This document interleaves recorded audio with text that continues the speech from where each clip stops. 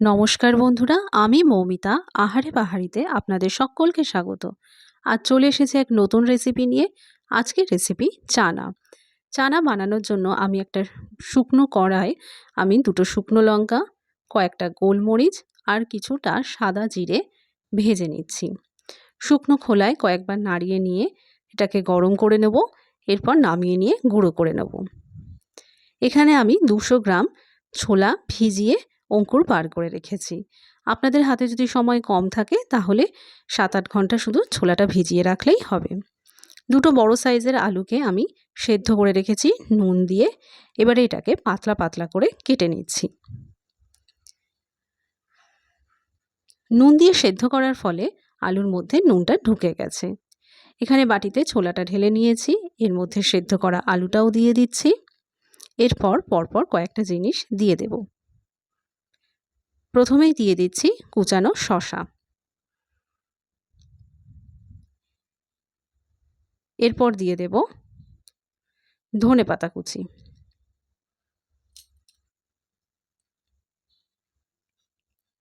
এরপর দিচ্ছি টমেটো কুচি। এরপর দিয়ে দিচ্ছি কাঁচা লঙ্কা কুচি। এটা আপনারা আপনাদের স্বাদ মতো খাবেন। ঝাল কম খেতে চাইলে কম লঙ্কা দেবেন।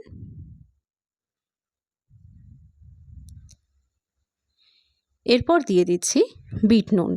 এখানে আমি 1.5 চামচ বিট নুন ব্যবহার করছি। নুনটা উপর দিয়ে ছড়িয়ে দিচ্ছি।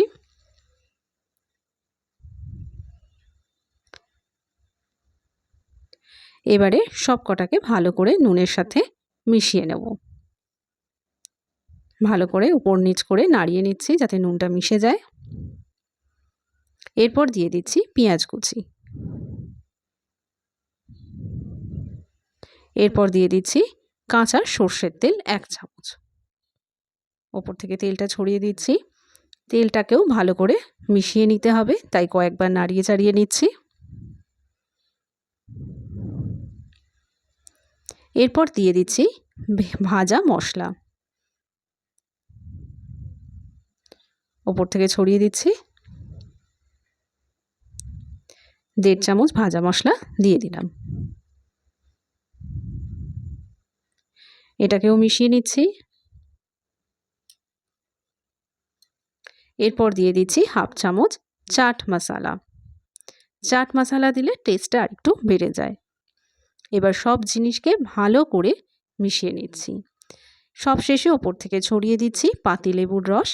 আপনারা চাইলে পাকা তেঁতুলের রসকেও ব্যবহার করতে পারেন।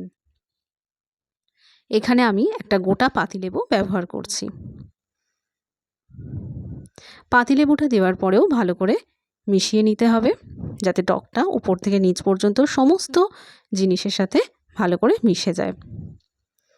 ব্যাস, আমার চানা মশলা রেডি হয়ে গেছে। তাহলে আজকের মতো এটুকুই। আবার দেখা হচ্ছে নতুন একটা ভিডিওতে নতুন একটা রেসিপি নিয়ে। ধন্যবাদ।